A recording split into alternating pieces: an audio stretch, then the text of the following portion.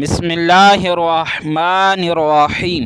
معزز سامعین، کیا آپ جانتے ہیں دیوبندی مذہب وہ واحد مذہب ہے جو نبیوں کو بلکہ امام الانبیاء صلی اللہ علیہ وسلم کو اپنے انجام سے بے خبر مانتا ہے؟ جی ہاں، دیوبندی عقیدہ یہ کہتا ہے کہ رسول اللہ صلی اللہ علیہ وسلم کو یہ بھی معلوم نہیں کہ ان کے ساتھ کیا ہوگا، دنیا میں کیا ہوگا، قبر میں کیا ہوگا، آخرت میں کیا ہوگا، اور کہا اپنا تو علم نہیں، اپنی امت کا بھی علم نہیں۔ جی ہاں سامعین، لیکن اسی مذہب میں کہا جاتا ہے کہ ہمارے پیر، ہمارے اکابر نہ صرف اپنے انجام سے واقف ہیں بلکہ وہ قطعی جنتی ہیں۔ اتنا ہی نہیں، انہیں جنتی نہ ماننے والا مردود اور انہیں کافر کہنے والا خود کافر ہے۔ معزز سامعین، یہ کیسے ممکن ہے کہ نبی بے خبر اور ان کا پیر باخبر؟ آئیے اس تضاد کی اصل حقیقت جانتے ہیں اور اس کے مکمل حوالہ جات آپ کی خدمت میں پیش کرتے ہیں۔ معزز سامعین، انشاءاللہ یہ ویڈیو بڑی ہی دلچسپ ہونے والی ہے۔ آپ سے گزارش ہے کہ ہماری اس ویڈیو کو آخر تک لازمی سماعت فرمائیں اور آخر میں اپنی قیمتی رائے کا بھی اظہار فرمائیں۔ معزز سامعین، اب ہم آپ کے سامنے دیوبندی حضرات کی وہ کتابیں کہ جس میں انہوں نے واضح لکھا کہ نبی صلی اللہ علیہ وسلم اپنے انجام سے بے خبر ہیں، وہ حوالہ جات پیش کرتے ہیں۔ معزز سامعین، سب سے پہلا حوالہ تقویۃ الایمان مولوی اسماعیل دہلوی کی۔ اس نے تقویۃ الایمان صفحہ نمبر 61 اور 62 پر ایک حدیث پاک نقل کی، اور اس حدیث پاک کو نقل کرنے کے بعد خود سے گھڑ کر ایک خلاصہ لکھا، اور وہ یہ ہے کہ کہا کہ یعنی جو کچھ کہ اللہ اپنے بندوں سے معاملہ کرے گا، خواہ دنیا میں، خواہ قبر میں، خواہ آخرت میں، سو اس کی حقیقت کسی کو معلوم نہیں، نہ نبی کو، نہ ولی کو، نہ اپنا حال، نہ دوسرے کا۔ اور پھر آگے لکھا جس کا خلاصہ یہ ہے، اور اگر کسی کو کوئی بات وحی یا الہام سے بتائی بھی جائے تو وہ بھی مجمل ہے، تفصیل اس کی بھی معلوم نہیں ہے، اور تفصیل معلوم کرنا بھی ان کے اختیار سے باہر ہے۔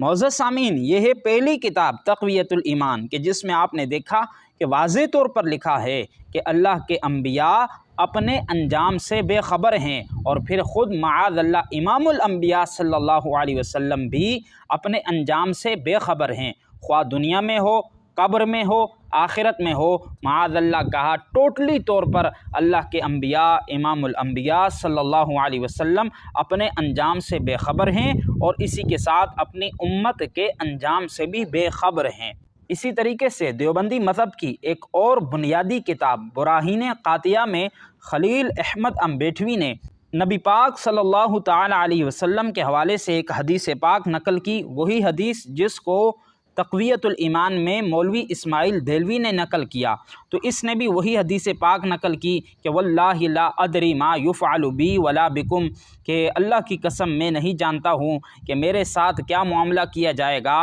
اور تمہارے ساتھ کیا معاملہ کیا جائے گا۔ یہ حدیث پاک لکھی، اور اسی کے ساتھ شیخ عبدالحق محدث دہلوی کی طرف یہ روایت منسوب کی کہ شیخ عبدالحق محدث دہلوی نے روایت کیا کہ نبی پاک صلی اللہ علیہ وسلم فرماتے ہیں کہ مجھے دیوار کے پیچھے کا بھی علم نہیں۔ معزز سامعین، اب یہ دو احادیث پاک لکھنے کے بعد جناب خلیل احمد امبیٹوی نے یہ تاثر دینے کی ناکام کوشش کی کہ معاذ اللہ اللہ کے نبی امام الانبیاء صلی اللہ علیہ وسلم اپنے انجام سے بے خبر ہیں، اور اپنے انجام سے بے خبر ہونے کے ساتھ ساتھ معاذ اللہ نبی صلی اللہ علیہ وسلم کو دیوار کے پیچھے کا بھی علم نہیں، یعنی اور بہت زیادہ علوم کا حاصل ہونا تو دور کی بات، معاذ اللہ دیوار کے پیچھے کا بھی علم نہیں رکھتے۔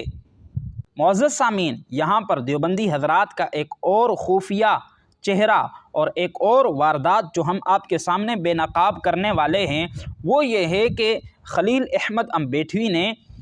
شیخ عبدالحق محدث دہلوی کے حوالے سے جو روایت نقل کی وہ تو نقل کر دی، لیکن اسی کے ساتھ उस रिवायत का शेख अब्दुल हक मुहद्दिस देहलवी रद्द फरमा रहे थे। उन्होंने वाज़े तौर पर लिखा कि इस रिवायत की कोई असल नहीं है, ये रिवायत दुरुस्त नहीं है। तो जनाब खलील अहमद अम्बेठवी ने अपने देवबंदी मज़हब की तौहीन अंबिया को बरकरार रखते हुए वो रिवायत तो नकल कर दी, लेकिन शेख अब्दुल हक मुहद्दिस देहलवी जो उस रिवायत का रद्द पेश कर रहे हैं, उस रिवायत को बेअसल करार दे रहे हैं, उसे जनाब ने पेश नहीं किया और इस तरीके से जनाब ने ख़यानत की। अब आप ख़ुद फ़ैसला करें कि ये इल्मी दियानत है या बदतरीन इल्मी बददियानती है। मौजूद सामीन, अब इन हवाला जात से ये बात वाज़ेह तौर पर साबित हो गई कि देवबंदी हज़रात की बुनियादी 2 किताबों में तक़वियतुल ईमान बराहीन क़ातिया में वाज़ेह तौर पर लिखा है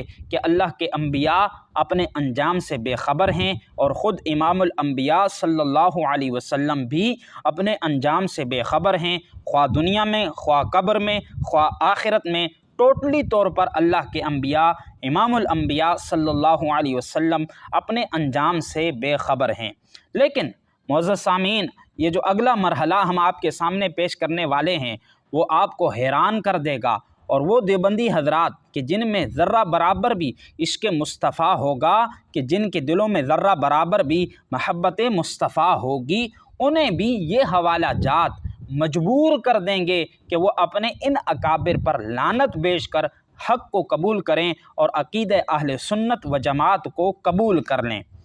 मौजूद सामीन, वो हवाला जात ये हैं कि एक तरफ इन्होंने नबी सल्लल्लाहु अलैहि वसल्लम को अपने अंजाम से महरूम कहा, और दूसरी तरफ इन्होंने अपने पीरों को, अपने अकाबिरीन को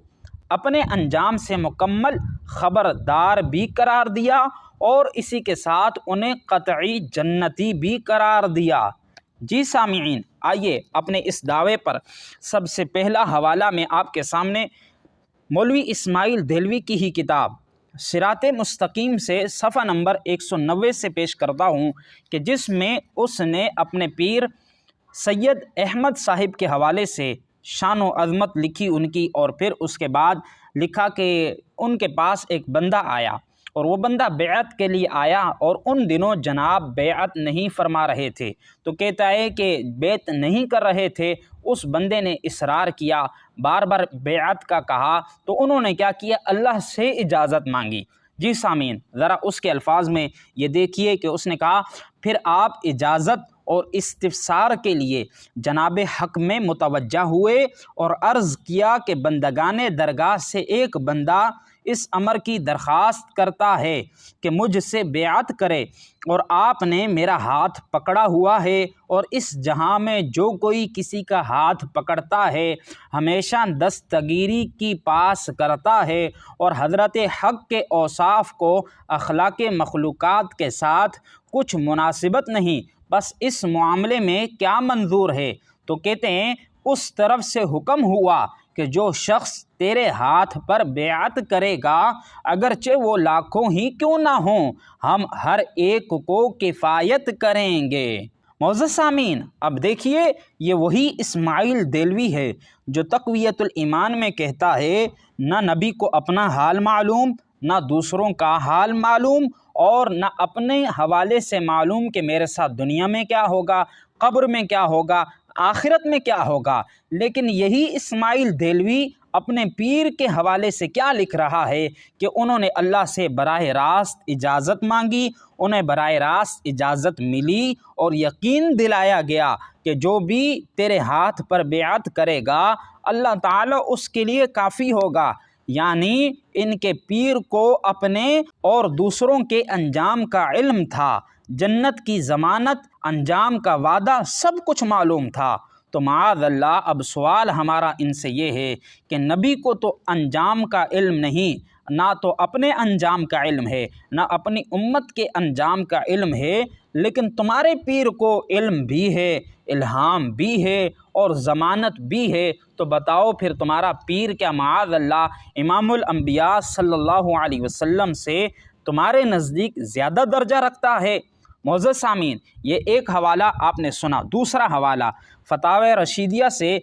देवबंदियों के कुतुबुल इरशाद रशीद गंगोई का मैं पेश कर रहा हूँ, कि जिसमें उसने सफ़ा नंबर 200 पर اسماعیل دہلوی کے حوالے سے لکھا، ایک آیت کریمہ نقل کی، اور اس آیت کریمہ کو لکھنے کے بعد جناب نے کہا کہ بموجب اس آیت کے مولوی اسماعیل ولی ہوئے، اور پھر حدیث پاک لکھی، اور پھر کہا کہ وہ جنتی ہیں۔ سو جو ایسا شخص ہو کہ ظاہر میں ہر روز تقوی کے ساتھ رہا اور پھر حق تعالیٰ کی راہ میں شہید ہوا، کہنے لگا وہ قطعی جنتی ہے اور مخلص ولی ہے، ایسے شخص کو مردود کہنا خود مردود ہونا ہے، اور ایسے مقبول کو کافر کہنا خود کافر ہونا ہے۔